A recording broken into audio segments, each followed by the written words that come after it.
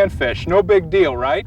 Well, actually, catching big bluegills and slab crappies is one of the most challenging feats in fresh water. Everybody loves catching these scrappy game fish, but most anglers will admit, when pressed, that consistently finding and catching big panfish is a real challenge. Heavy fishing pressure and heavy harvest pressure contribute to this problem, but there are some big fish patterns that will definitely put the odds in your favor. Let's take a look.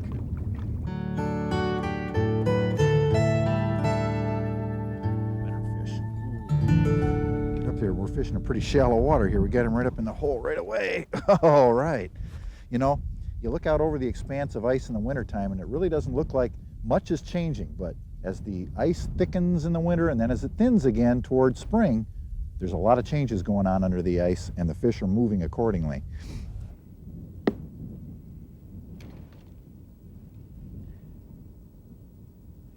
Both kinds in this hole, crappies and sunnies both. And this one feels pretty good here. What do we got? Nice sunfish. Kept the crappie from going back down. There's another nice bluegill. It's a, 10, 12 ouncer. What happened to you, Matt? Look at this one.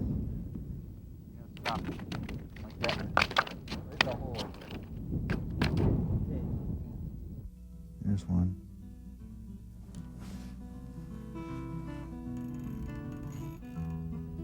Feels like another good one.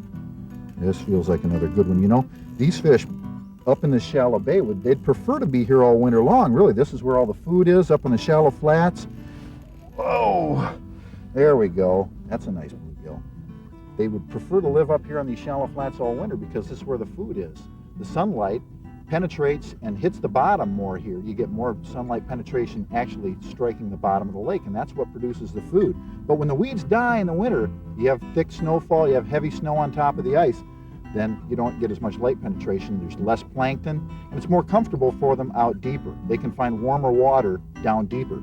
And then when the ice starts to recede from the edges of these shallow areas and you get more oxygen and the snow melts off, as you can see, all the deep snow is melted off here. Then you get more sunlight penetration, the weeds start to grow, you get more oxygen in these shallow areas, and these big boys start coming back into these shallow bays where they were when the ice formed. Away you go. Ooh, that's fun. Well, here we found some more weeds in the bottom here. I just pulled out a chunk of cabbage, and look what you find when you get the nice cabbage. You get the nice bluegills. And that's what a guy's looking for when you're looking in these shallow bays. You're looking for the cabbage weed, especially, on cold front days, and they get right in them clumps of weeds. It's their structure. It's their hiding ground. They're not just out in the flat areas. You're looking for the weeds, and early in the season, they're in this. In midwinter, they can't be in these dead weeds, but as soon as late ice comes, they move right up in them dead weeds again.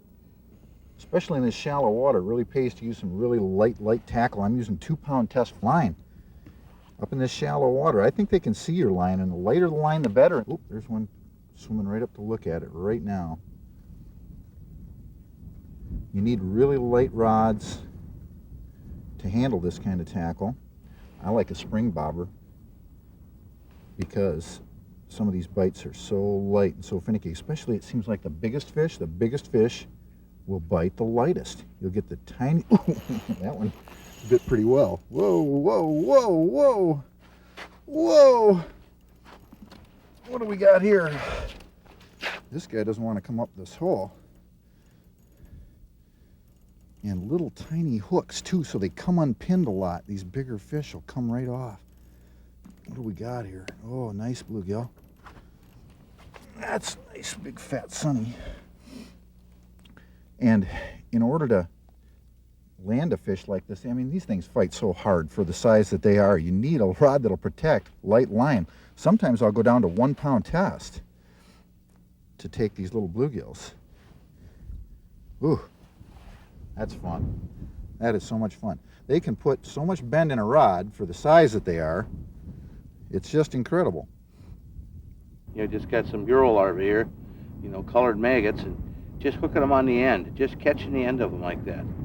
There's a pointed end on them and a flat end on them. You get the flat end up, I give them a little squeeze so they kind of bulge up a little bit, and you just want to catch the end of them. Put a red one on there yet. You know, and then they're alive on there for you when you hook them like that. If you thread them on there, then they're not live, and you know, when the fish are a little finicky, them live ones will catch you more fish. Boom. Oh, it's fast and furious. Decent fish.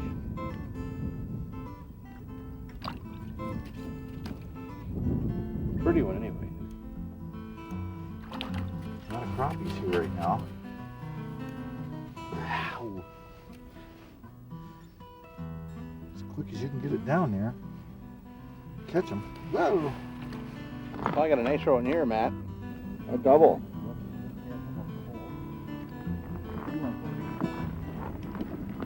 We got a crappie here.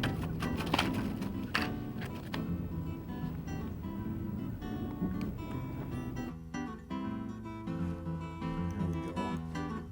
Got it. That feels like a heavy one. Ooh. Come on up here. There we go. Hey, yeah. You know, it's not only bluegills that follow these seasonal movements. Late season, we're catching a lot of these up in the shallows, along with largemouths, pike, all kinds of fish.